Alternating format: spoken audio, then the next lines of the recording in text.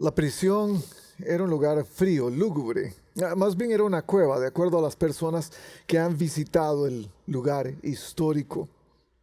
Era un lugar donde el prisionero era puesto para estar sin ningún contacto con el resto de la humanidad, especialmente aquellos prisioneros que tenían la pena de muerte, que tenían la sentencia para morir pronto. Este era el caso de Pablo. Estaba en la prisión, esperando el día de su muerte, posiblemente a algunas semanas o quizás hasta días. Y entonces desde ahí, desde la prisión lúgubre, fría, desde la prisión que fue su último lugar de residencia antes de morir, escribe su última carta. Y el contexto que rodea este lugar o esta situación no es muy favorable que digamos. El emperador Nerón en el año 64, alrededor del tiempo que se escribió esta carta, había instigado fuego en todo Roma. Y muchas de las provincias romanas se quemaron, mucha gente perdió su vida. Mucha gente quedó sin hogar. El emperador tomó esto como una excusa para perseguir a los cristianos, culpándolos de ser la causa principal del fuego. Entre ellos, entre los implicados, entre los inculpados, estaba Pablo, siendo que era el predicador estrella del comienzo de este nuevo movimiento que se llamaba el Camino, de este nuevo movimiento que se llamaban los cristianos. Cerca de su ejecución, tiene todavía la fuerza, tiene todavía vigor para escribir algunas letras.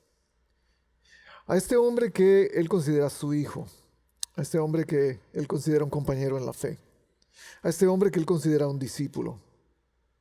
Y entonces le escribe como padre, le escribe como mentor, le escribe como pastor. Y es por eso que vamos a estudiar la segunda carta a Timoteo. La semana pasada ustedes pudieron estudiar la primera carta de Timoteo, donde Pablo le escribe a Timoteo acerca de la importancia de la doctrina sana. Hoy, además de eso, además de hablarle de sana doctrina, Pablo le va a hablar que en medio de toda esta situación de sufrimiento, en medio de toda esta situación de dolor que él está viviendo, previo a su sentencia de muerte, él le da las últimas indicaciones, los últimos consejos de un padre a un hijo, de un mentor a un discípulo, acerca de cómo vivir la vida cristiana. Básicamente lo que Pablo quiere decirle a Timoteo es: te voy a escribir algunas ideas, algunos consejos para que tú, como has sido mi discípulo saludable, puedas ser también alguien que forma discípulos saludables. Y es que ese es el corazón del Evangelio. No por nada Jesús en Mateo 11:28 dice: vayan, hagan discípulos de todas las naciones, bautícelos en el nombre del Padre, del Hijo y del Espíritu Santo, y enséñenles todo lo que yo les he enseñado a ustedes. Ese es el discipulado. Pero Pablo entonces, en una serie de consejos a lo largo de segunda de Timoteo, le va a decir a este hombre, a este pastor joven, cuál es su corazón con respecto al discipulado, pero también le va a decir cuál es el legado que él quiere dejarle de aquí en adelante. Y si usted lo busca conmigo, estamos en segunda de Timoteo. Es una de las cartas que Pablo escribe, la última carta que Pablo escribe en el Nuevo Testamento antes de morir.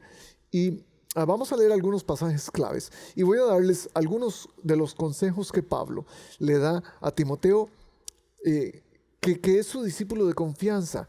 Y él en algún momento va a decirle: esto es lo que tienes que dejarle a la gente a la que confías, o en la que confías, para que sigan el legado, para que lo continúen. Segunda de Timoteo. Vamos a empezar por el principio, como no.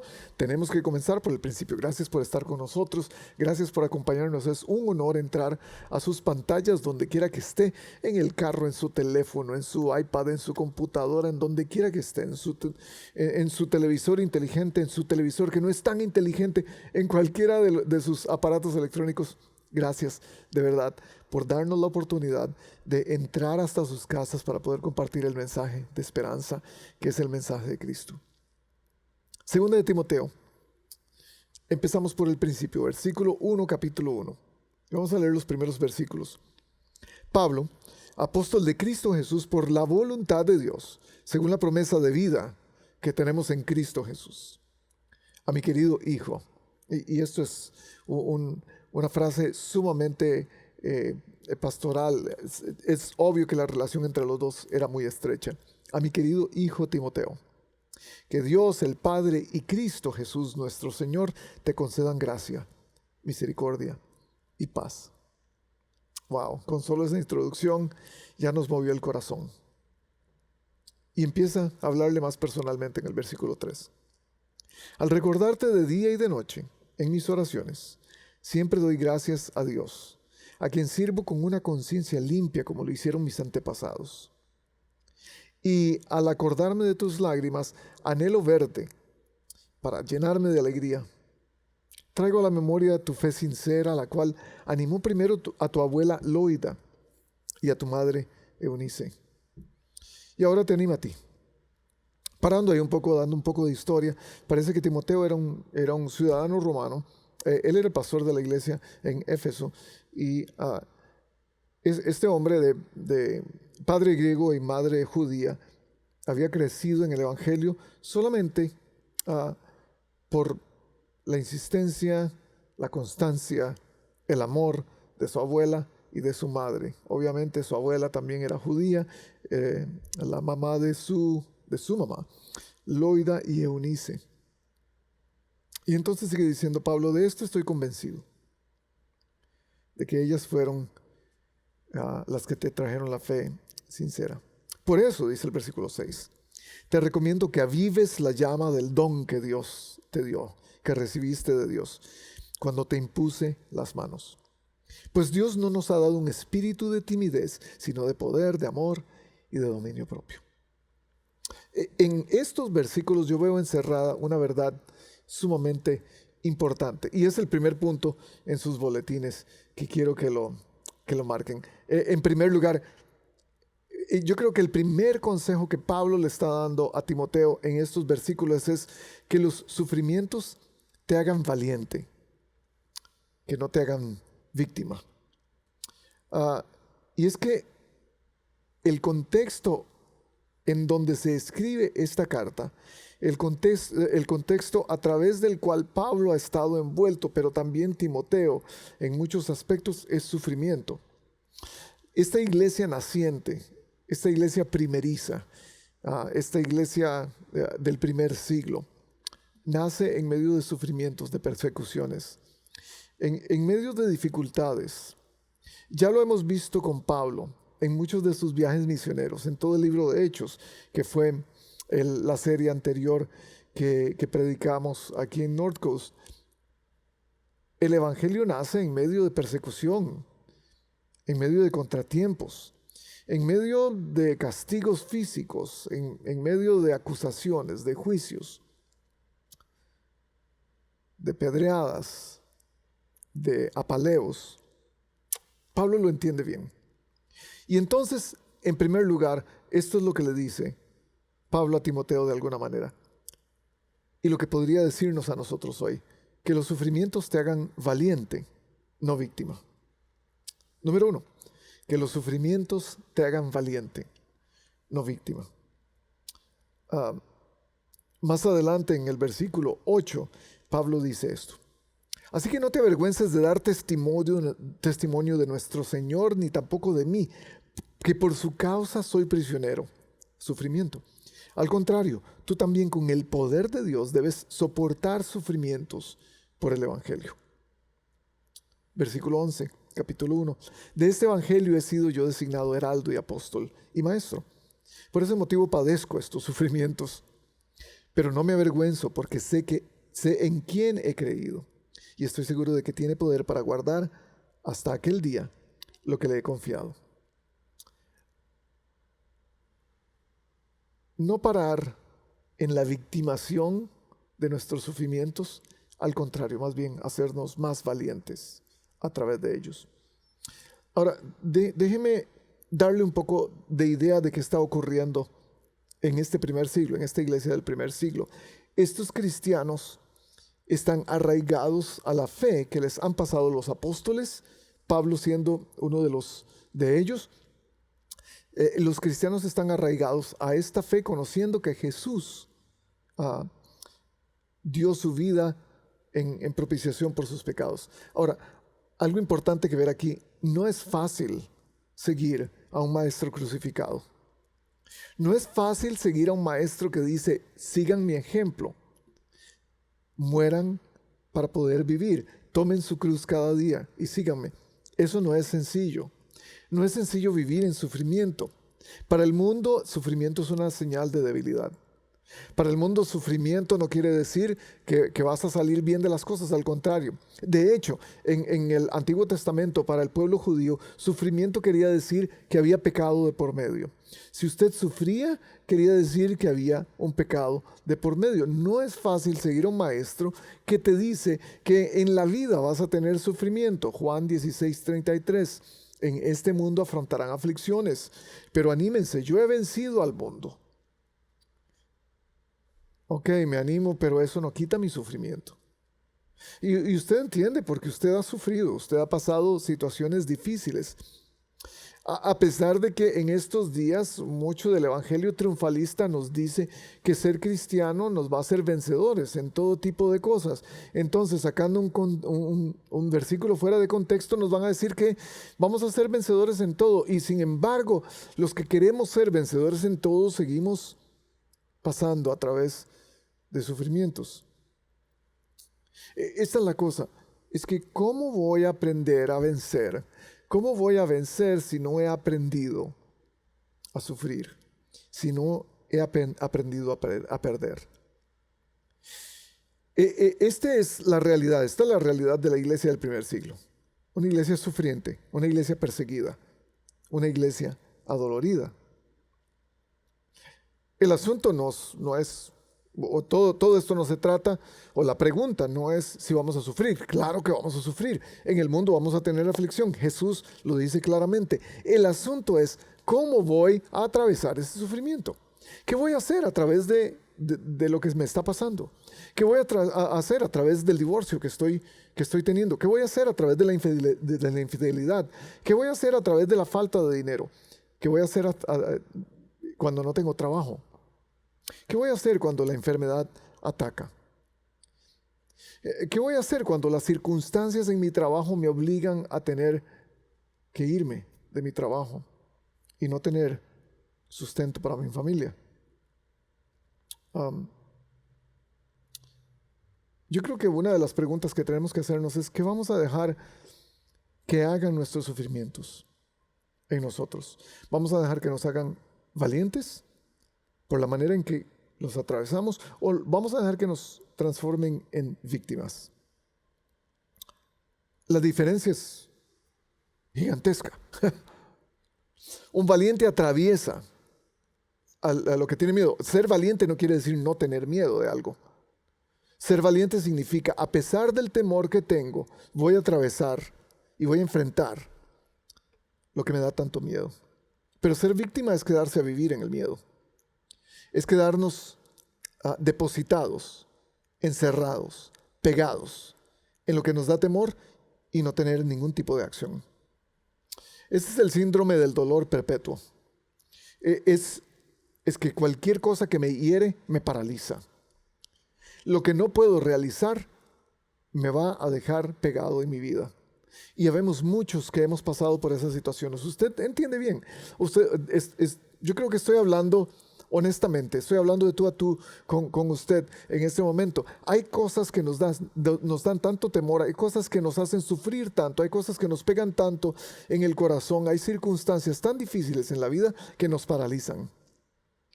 y nos hacen convertirnos en víctimas. Entonces podemos pasar la vida viviendo como víctimas. La enfermedad, las ofensas, los fracasos, los divorcios, la falta de oportunidades nos convierte en víctimas. Entonces nos hace enfocarnos solamente en una persona, en nosotros mismos. Lo que pasa con las víctimas es que les cuesta mucho recuperarse de su victimización. Los valientes, aunque duela, aunque cueste, aunque tengan que hacerlo con sudor, lágrimas y sangre, se levantan, siguen adelante. Esos son los cristianos en Roma. Eso es lo que tuvieron que hacer. Es por eso que usted y yo hoy estamos aquí, porque estos cristianos fueron fieles a pesar de las situaciones que estaban viviendo. Oiga lo que sigue diciendo Pablo, 2 de Timoteo, capítulo 2, de los versículos 3 al 7. Pablo le dice a Timoteo: comparte nuestros sufrimientos como buen soldado de Cristo Jesús.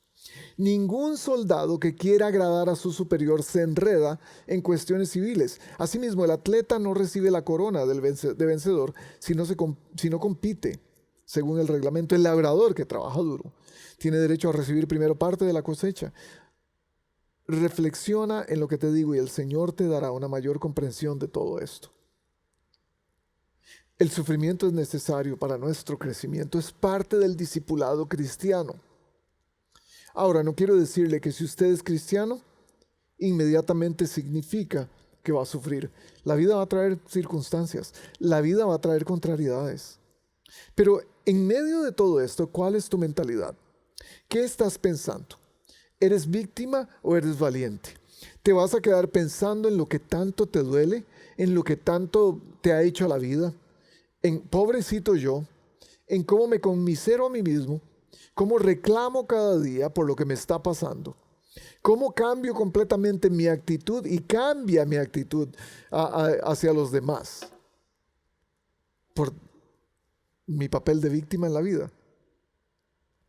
Esta es la cosa, no se trata de cuán fuerte has sido golpeado.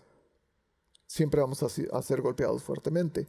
De lo que se trata es de cuán fuerte has sido golpeado y a pesar de ello puedes seguir adelante. Hay gente que camina con dolor, siempre. Hay dos tipos de personas que caminan con dolor. El que camina con dolor y se conmisera de su dolor, y el que camina con dolor y dice, a pesar del dolor voy a seguir adelante. ¿Cuál de ellos es usted?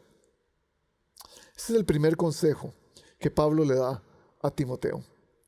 Y aplica perfectamente a nosotros. ¿Quiénes vamos a ser? ¿Valientes o vamos a ser víctimas? El segundo consejo que yo veo que Pablo le da a Timoteo, a su discípulo amado, está en 2 de Timoteo capítulo 2. Vamos a leer varios versículos. Vamos a leer el versículo 14 y de ahí les digo a cuáles vamos a seguir. Espero que tenga su Biblia, espero que la esté subrayando, espero que esté tomando notas. No porque lo que yo diga tiene mucho sentido, es porque la palabra de Dios nos dice cosas que muchas veces son momentos que son momentos importantes para cambiar algo en nuestra vida. Son frases o cosas que tocan nuestro corazón, nuestra mente, nuestros oídos primero, y entonces nos hacen dar vuelta radicalmente a nuestra vida. Yo espero que usted esté haciendo eso. Segunda de Timoteo, capítulo 2, versículo 14, dice: no dejes de recordarles esto. Está hablando de su iglesia, en la iglesia de Éfeso. Adviérteles delante de Dios que eviten las discusiones inútiles, pues no sirven para nada más que para destruir a los oyentes. Esfuérzate por presentarte a Dios aprobado, como obrero que no tiene de qué avergonzarse y que interpreta rectamente la palabra de verdad. Evita las palabrerías profanas, porque los que se dan a ellas se alejan cada vez más de la vida piadosa y sus enseñanzas se extienden como gangrena. Versículo 22. Huye de las malas pasiones de la juventud y esmérate en seguir la justicia, la fe, el amor, la paz, junto con los que invocan al Señor con un corazón limpio. No tengas nada que ver con discusiones necias y sin sentido, pues ya sabes que terminan en pleitos. Un siervo del Señor no debe andar peleando, más bien debe ser amable con todos, capaz de enseñar y no propenso a irritarse. El principio que nos está enseñando Pablo aquí es: repite lo que sea relevante. Número 2, repite lo que sea relevante. Y es que desafortunadamente es más fácil repetir chismes que repetir lo que es relevante, ¿no es cierto? Es más fácil repetir información que no sabemos que es cierta, pero que tiene cierto grado de picante, que sabemos que va a levantar una reacción en otra persona. Es más fácil repetir eso que repetir las cosas que deberíamos estar repitiendo. Yo no entiendo a nuestra sociedad, especialmente en estos últimos meses, estos tiempos post-pandémicos, si queremos llamarle, porque la pandemia no ha terminado, pero nos encanta repetir lo que dicen las noticias, nos encanta repetir lo que dice la primera página del periódico, nos encanta repetir lo que dice la radio, o lo que dicen los demás, lo que dicen los artículos que leemos en Facebook o los videos que vemos en YouTube. Nos encanta repetir esas cosas, pero se nos olvida repetir la Biblia. Y es que todos estamos de acuerdo que cada persona tiene una opinión. Usted tiene una opinión, yo tengo una opinión de las cosas. Y sin embargo, esta opinión tiene que ser influenciada por algo. Cada cosa que yo digo tiene una influencia de algo. Para mí es importante que la influencia de todo lo que yo diga venga de la palabra de Dios, venga de la Biblia, y no venga de las cadenas televisivas, algunas a un lado y algunas al otro lado. Y entonces mi filtro es mi visión política de las cosas, mi filtro es mi visión de cómo entiendo la ciencia y la medicina en estos días. Mi filtro es cómo entiendo las cuestiones raciales y de inmigración. Y entonces me olvido que el filtro que tiene que traer relevancia a todo lo que digo tiene que ser la Biblia. Y si no, ¿por qué lo estoy repitiendo? Cuando repetimos cosas irrelevantes, creamos polémica. Algunos somos expertos en hacer eso. ¿Usted no ha visto a esa gente que en Facebook solamente pone algo en su muro para levantar algún tipo de polémica? El problema no es solamente que ponen algo para levantar polémica. El problema es que algunos de nosotros mordemos el anzuelo y caemos en la trampa y comenzamos discusiones que no tienen sentido y que van por líneas y líneas y líneas de espacio cibernético sin llegar a ningún tipo de resolución. ¿Qué estás contestando en Facebook? ¿Qué estás escribiendo a los comentarios de tus amigos? A los comentarios de tus amigos que no opinan lo mismo que tú. ¿Qué estás haciendo? ¿Estás repitiendo lo que es relevante para el reino de los cielos o solamente estás repitiendo lo que escuchaste en las noticias o la opinión que crees que debes tener? El discipulado se basa en enseñar algo que hemos aprendido de alguien más. Discipulado siempre tiene que ver con lo que hemos aprendido de alguien más. ¿Qué es lo que repites más cada día? ¿Cuál es el tema de tu canción cada día? ¿Cuál es el estandarte que levantas para predicar algo? ¿Predicas más acerca de asuntos sociales o predicas más de lo que el evangelio puede hacer en la sociedad? ¿Qué es lo que te apasiona? ¿Cuáles son tus temas de cada día? ¿Por qué te conoce la gente? ¿Cuál es el tema que la gente conoce, del que tú hablas frecuentemente? ¿Cuál es la pasión que la gente sabe que tienes? ¿Te conocen por pelear, por discutir? ¿Te conocen por tu posición política o te conocen por tu posición social o etcétera? ¿De dónde viene tu opinión? ¿De dónde viene nuestra opinión? ¿Viene de un video de YouTube o viene de algún tipo de investigación científica que alguien hizo y que leímos? ¿Viene de alguno de los libros, a pesar de que sea un libro cristiano? ¿De dónde viene tu opinión? ¿O viene de la palabra de Dios? Proverbios 10:19. El que mucho habla, mucho yerra, mucho se equivoca. El que es sabio refrena su lengua. Y otro proverbio, Proverbios 13, versículo 2. Quien habla el bien, del bien se nutre, pero el infiel padece hambre de violencia. ¿Qué estás repitiendo? ¿Qué estamos repitiendo cada día? Número 3. En estos consejos que Pablo le da a Timoteo. En 2 de Timoteo, capítulo 2, versículos 1 y 2. Le dice Pablo a Timoteo: así que tú, hijo mío, fortalécete por la gracia que tenemos en Cristo Jesús. Lo que me has oído decir en presencia de muchos testigos, encomiéndalo a los creyentes dignos de confianza, que es lo que nos da título a este sermón, que a su vez estén capacitados para enseñar a otro o a otros. El principio que estoy viendo que Pablo le está diciendo a Timoteo: más que enseñar lecciones, procura dejar un legado. Más que enseñar lecciones, enfócate en dejar un legado. Nos encanta enseñar algo, especialmente a los hombres. Y hombres, les estoy hablando como uno de ustedes. Nos encanta enseñar, nos encanta que la gente sepa cuánto sabemos. Especialmente cuando es un tema que conocemos por lo menos en lo mínimo. Y aunque no lo conozcamos bien, intentamos agregarle algo. ¿A usted le ha pasado que está en alguna conversación y alguien le pregunta o alguien saca algún tema acerca de, qué sé yo, motores de gas propano, y a usted se le ocurre que usted escuchó algo en algún lugar, y es ahí cuando repetimos lo que no deberíamos estar repitiendo, lo que hablamos en el tema anterior,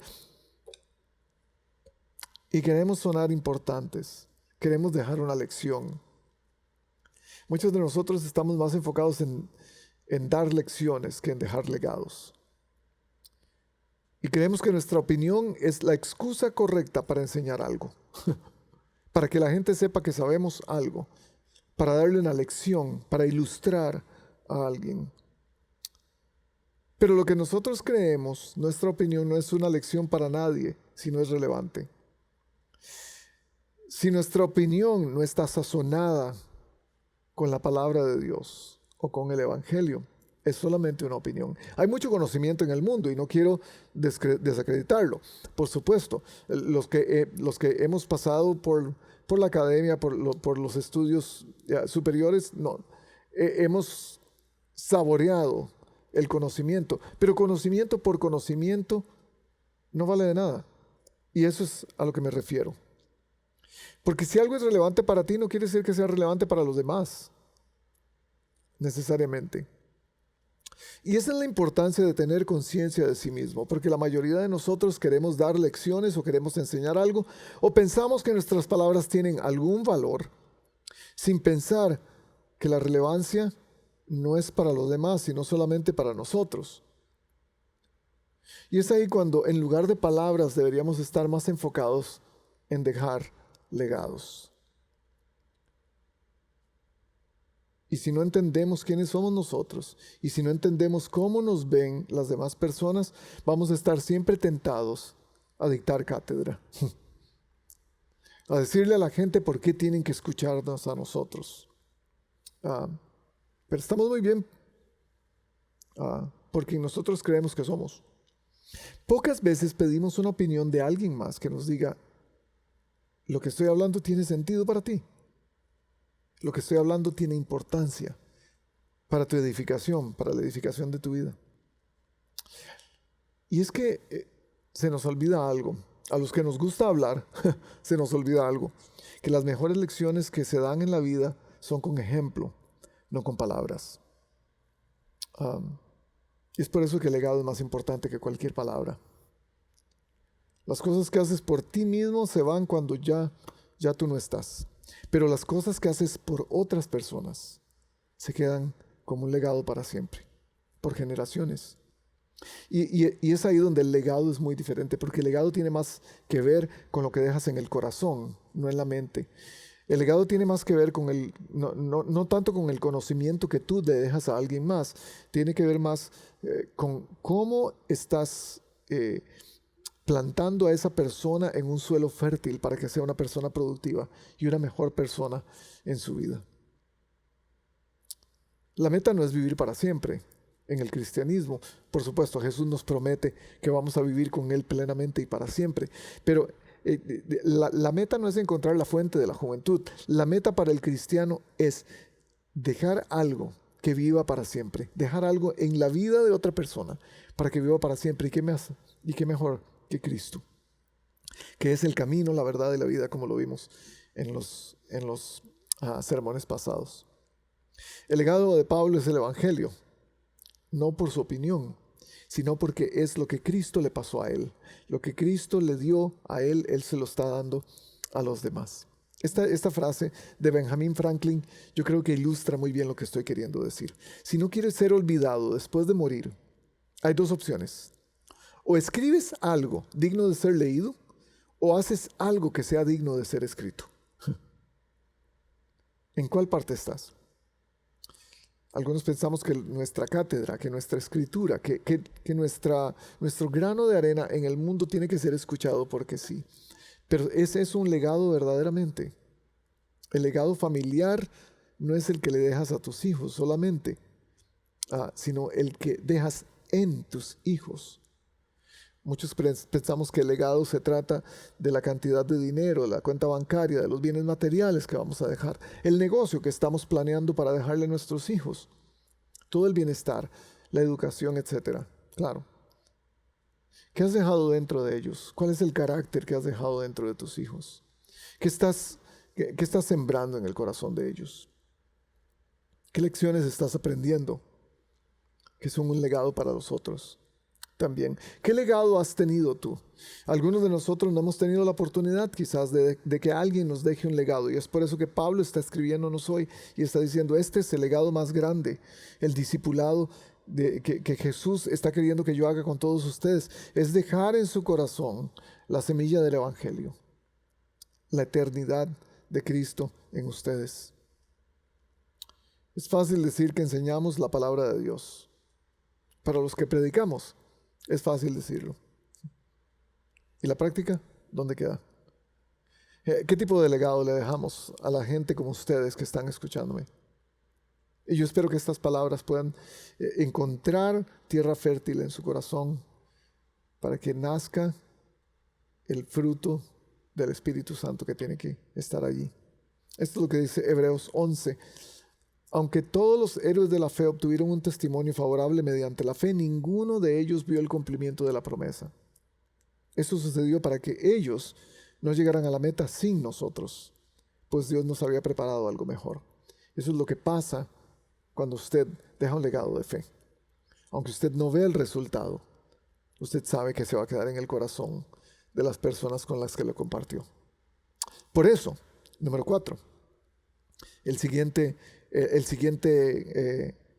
principio que Pablo nos deja es: elige cuidadosamente a quien dejes entrar en tu vida. Lo voy a ilustrar con estos versículos del capítulo 3, versículo 1 al 5. Dice: también debes saber esto, que en los postreros días vendrán tiempos peligrosos, porque habrá hombres amadores de sí mismos, avaros, vanagloriosos, soberbios, blasfemos, desobedientes a los padres, ingratos e impíos, sin afecto natural, implacables, calumniadores, intemperantes, crueles, aborrecedores de lo bueno, traidores, impetuosos, infatuados, amadores de los deleites más que de Dios, que tendrán apariencia de piedad, pero negarán la eficacia de ella. A estos evita. Y usted puede estar diciendo: ay, pero ¿cómo describiste a esta persona que yo conozco? Claro, siempre decimos eso porque nunca se aplica a nosotros mismos. ¿Cuáles de estas cosas podrían aplicarse a usted mismo? Quizás algunos de nosotros no tenemos todas estas cosas. Cuidado si tiene alguna. Pero lo que está diciendo Pablo: van a llegar personas sin ningún tipo de escrúpulos y van a tratar de convencernos de que ellos están predicando el evangelio correcto. Estos versículos terminan diciendo: a estos evítalos. Y entonces vamos al capítulo 4, al versículo 14, y Pablo nos da un ejemplo. Claro, Pablo nos dice acerca de alguien que él tuvo que evitar. Escuche: Alejandro, el calderero, me ha causado muchos males, le dice a Timoteo. El Señor le pague conforme a sus hechos. Básicamente, que el Señor lo perdone. Guárdate tú también de él, pues en gran manera se ha opuesto a nuestras palabras. En mi primera defensa ninguno estuvo a mi lado, sino que todos me desampararon. No les he tomado en cuenta. Me encanta la actitud de Pablo, porque él no está hablando mal de Alejandro, el calderero. Lo que le está diciendo a Timoteo es cuídate de gente como él. Es más, cuídate de él. Y en la vida cristiana así tiene que ser, porque mucha gente va a venir diciéndonos que ellos están esperando hacernos bien o que nos van a enseñar el bien. Pero en realidad vamos a tener que evitarlos. Es por eso que el principio que la ley dice, elige cuidadosamente a quien dejas entrar en tu vida. Usted y yo tenemos la llave de nuestro corazón, de nuestra vida, y dejamos entrar a quien queremos. Nosotros le permitimos a diferentes personas entrar a nuestra vida. Hay gente que debes evitar. La Biblia no está dándonos permiso de hablar mal de la gente cuando escuchamos que Pablo está diciéndole a Timoteo acerca de Alejandro. No. Lo que nos está diciendo la Biblia es, hay gente a la cual tú tienes que evitar. Hay gente con la cual no tienes que juntarte. Pablo lo dice en varias ocasiones, en varias de sus cartas. Si hay gente que continúa pecando, si hay gente que no quiere seguir al Señor, solo evítenlos. Déjenlos, sáquenlos de la iglesia, algunos de ellos, porque no son gente que necesariamente van a animar y a bendecir sus vidas. Usted tiene la llave de su corazón y usted tiene que dejar a la persona correcta, a las personas correctas en su corazón, y a las incorrectas tiene que ponerles un límite. Esto me recuerda, un pastor cuenta la historia de que tiene una noche de película con su familia. Este día en particular él dice, hey, vamos todos a ver una película. Y toda la familia dice, sí, vamos a ver la película, genial. Antes de ir a la película, cuando ya habían escogido y estaban listos para sentarse, uno de los miembros de la familia dice, papá, alguien puso algo en el teléfono acerca de tu ministerio en la iglesia. El otro hijo toma su teléfono y dice, sí, alguien ya respondió. Y otro dice, sí, ya están peleando. El padre, con mucha sabiduría, dice, bueno, por eso les pedí que no tuviéramos los teléfonos en nuestra noche de película. Porque yo no quiero que ninguna de esas personas esté invitada a nuestra noche de películas. Y es que solamente nosotros podemos invitar a las personas que queremos en nuestra vida. Solo usted puede tener la llave para invitar a las personas que usted tiene en su teléfono, en sus contactos, en sus amigos, en sus redes sociales. Usted tiene la llave para esas cosas. Usted sabe cuál persona va a ser conveniente o no. ¿A quién estás dejando entrar a tu mente? ¿A quién estás dejando entrar en tu Facebook? ¿A quién estás dejando entrar en tu casa? ¿En tus actividades? ¿En tu cena? ¿A quién estás dejando entrar en tu corazón? Elige tus influencias. Tú tienes la llave de tu corazón y de tu mente. Sé sabio al escuchar sermones. Sé sabio al escuchar música. Sé sabio al escuchar personas que quieren aconsejarte, porque tú tienes la llave. No podemos dejar entrar a toda la persona, no todo el que me dice Señor, Señor, entrará en el reino de los cielos, dice Jesús. Sé sabio, tenemos que saber escoger a qué personas dejar entrar, y no, es por eso que Pablo le escribió a Timoteo, cuidado con este tipo, Alejandro. Muchos de ellos, como él, van a venir y van a intentar meterte para hacer influencia en tu vida. Y yo me pregunto, ¿cuántos Alejandros tiene usted en su vida? Que tiene que dejar ir. Y que usted no puede dejarlos ir porque tal vez hay una relación de codependencia. Usted tiene que dejar a Alejandro ir. Tiene que dejarlo. Yo no estoy invitando a nadie a que odie a otra persona. Lo que estoy invitándolo a usted es ser sabio. Usted puede orar por esa persona, pero no necesariamente tiene que tener una relación con él. Jesús, cuando Pedro no pudo ser una buena influencia, que digamos, Pedro le estaba diciendo, Jesús, hey, no vayas a morir, quédate con nosotros, quedémonos aquí y sigamos esta fiesta de discipulado que tenemos. Jesús le dice, apártate de mí, y después le dice una palabrota. Apártate de mí, Satanás. ¿Por qué quieres hacerme tropezar? Mateo 16, 23 está esto. Cuidado con la gente que deja entrar a su vida. Dos cosas más. La siguiente, el discipulado no es solo lo que aprendes, sino de quién lo aprendes. Esto tiene que ver mucho con lo que acabamos de decir. Le dice Pablo a Timoteo en capítulo 3, versículo 14, pero tú permanece firme en lo que has aprendido y de lo cual estás convencido, pues sabes de quiénes lo aprendiste. ¿De quiénes lo aprendió? De su abuela, de su madre, de él mismo, de Pablo. de la gente que lo está instruyendo. Por eso el discipulado no es tanto de lo que aprendemos, sino de quién lo aprendemos. Y es muy importante, al mismo tiempo, saber dejar gente afuera de nuestra vida, también tenemos que aprender a dejar gente entrar a nuestra vida. ¿Quién está dentro de su vida que está fortaleciendo su relación con Cristo, que está fortaleciendo su discipulado? Porque esto incluye una relación. Esto no quiere decir que solamente alguien que habla bonito, entonces yo lo escucho. Y él es mi pastor solamente porque lo escucho hablar bonito. No, tiene que haber una relación. ¿Estás aprendiendo algo de esa persona? ¿De quién aprendes? Déjame hacerte la pregunta. ¿De quién aprendes frecuentemente? ¿Del jefe de tu compañía? ¿Estás aprendiendo del maestro de tu hijo, de tu hija? ¿Del pastor solamente? ¿De quién estás aprendiendo?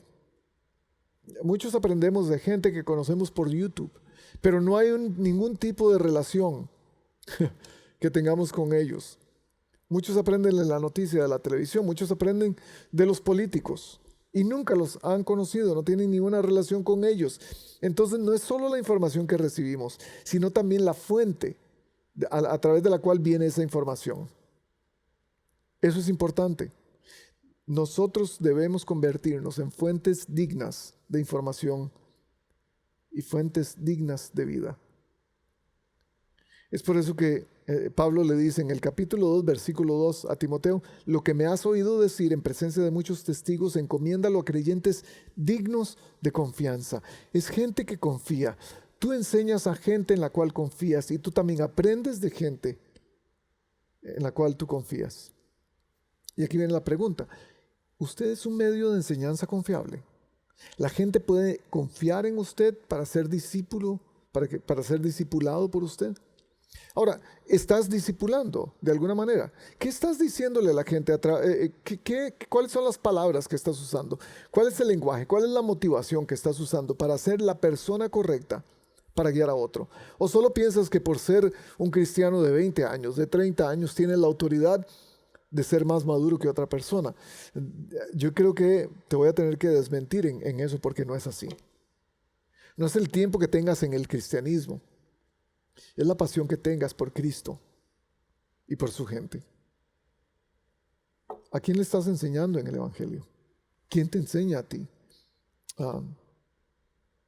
¿Es esa persona un buen ejemplo? ¿Eres tú un buen ejemplo para las otras personas? ¿Eres un buen ejemplo de alguien que sigue a Cristo en el mundo? Tu fruto da evidencia de que tú sigues a Cristo. Si la gente pudiera decir, el fruto que da esta persona, fulano de tal, pongan su nombre ahí en la raya en blanco, el fruto que da Rey es fruto digno de alguien que conoce a Cristo. Su vida es digna de imitar. En el capítulo 4, versículo 3 dice que llegará tiempo en que muchos no van a tolerar la sana doctrina de la que nos hablaba David la semana pasada, sino que llevados en sus propios deseos se rodearán de maestros que les digan las novelerías que quieren escuchar. Dejarán de escuchar la verdad y se volverán a los mitos. Y ahí está el peligro que tenemos con eso. Y déjeme decirle el último consejo que le dice el Pablo sentenciado a muerte a Timoteo. Y este es quizá lo que tenemos que aplicar más cada día. Eres un discípulo todo el día. Eres un discípulo todo el día. ¿Qué quiere decir esto? Capítulo 4, versículos del 1 en adelante. Dice: en presencia de Dios y de Cristo Jesús, que ha de venir en su reino y que juzgará a los vivos y a los muertos, te doy este solemne encargo. Y le deja el último encargo de la carta: predica la palabra. Persiste en hacerlo, sea o no sea oportuno, o sea, fuera o dentro de tiempo, como dice muchas veces. Corrige, reprende y anima con mucha paciencia, sin dejar de enseñar. En el versículo 5 dice: sé prudente en todas las circunstancias, soporta sufrimientos, dedícate a la evangelización, cumple con los deberes de tu ministerio, haz todo lo posible, versículo 9, por venir a verme. Y cuando vengas, trae la capa que dejé en Troas, en casa de Carpo. Trae también los libros, especialmente los pergaminos. ¿Qué nos está diciendo Pablo en esto? Él está diciendo: no te canses de enseñar algo. No te canses de enseñar a Cristo. Ya sea que sea el momento oportuno, ya sea el momento inoportuno, sea que estés en cualquier tipo de circunstancia, sea que vengas a verme o no, sea que estés en casa de Carpo recogiendo una capa, sea que estés trayendo libros o trayendo pergaminos, sea que estés caminando, andando, en todo lugar, en todo momento, sacramentalmente, sé un discípulo y haz discípulos. Y es que todo es espiritual. En todo momento se nos olvida. Pensamos que ser discípulo es solamente venir a la iglesia, escuchar al pastor y decir que sí, estudiar un libro, leer la Biblia, sentarnos a orar, etc. Pero se nos olvida que cada cosa que hacemos es espiritual. Cada cosa. Desde la primera cosa que hacemos al levantarnos, aún dormir, tiene su aspecto espiritual. Todo lo que hacemos tiene una connotación espiritual. Somos discípulos a tiempo completo, discípulos sacramentales. La palabra sacramental quiere decir algo, un elemento, un símbolo que nos infiere la gracia de Dios a nosotros en nuestra vida. Todo lo que hacemos en nuestra vida debería ser un símbolo sacramental, que nos ofrece gracia de parte de Dios, con palabras, con hechos, entre amigos, entre desconocidos, en el trabajo, en la iglesia, en la escuela, mientras caminamos, de compras, en cualquier cosa que estemos haciendo, durmiendo, comiendo, escribiendo. En el Antiguo Testamento, Dios se lo dice de esta manera a Moisés, cuando le da el principio de discipulado para los hijos. En Deuteronomio 6 dice, grábate en el corazón estas palabras que hoy te mando. Incúlcaselas continuamente a tus hijos. Sé la persona indicada. Déjate entrar en el mundo de tus hijos y que ellos entren al tuyo. Háblales de ellas cuando estés en tu casa y cuando vayas por el camino, cuando te acuestes, cuando te levantes. Átalas a tus manos como un signo. Llévalas en tu frente como una marca. Escríbelas en los postes de tu casa y en los portones de tus ciudades. Esta es la sacramentalidad de la vida. Ser un discípulo a tiempo completo. Hacer discípulos a tiempo completo. Porque la gracia de Dios está siendo impartida a nosotros. Momento a momento. Minuto a minuto. ¿Qué cosas le escribirías a alguien si estuvieras en tu sentencia de muerte, a semanas de tu sentencia de muerte? ¿Qué le escribirías a alguien? ¿Le escribirías a alguien con tanta pasión como Pablo lo hizo a Timoteo en esta última carta del Nuevo Testamento? Y yo quiero tener la ilusión de que algún día voy a llegar al punto que voy a tener la pasión para hacerlo. La pasión para decir estas palabras que Pablo dice en el capítulo 4, el versículo 7. He peleado la buena batalla, he terminado la carrera, me he mantenido en la fe. Por lo demás me espera la corona de justicia, que el Señor, el juez justo, me otorgará aquel día. Y no solo a mí, sino también a todos los que con amor hayan esperado su venida. Y no solo a mí, sino también a todos aquellos que con amor hayan sido discípulos de Cristo, mis discípulos, aquellos que me han discipulado a mí. Eres discípulo, sigues a Cristo, enséñalo en todo lo que hagas. ¿Quieres discipular? Habla lo correcto, habla lo relevante. No te enfoques en ti mismo. Escucha las cosas correctas para repetirlas. Sé un ejemplo a los demás. Dios los bendiga a todos.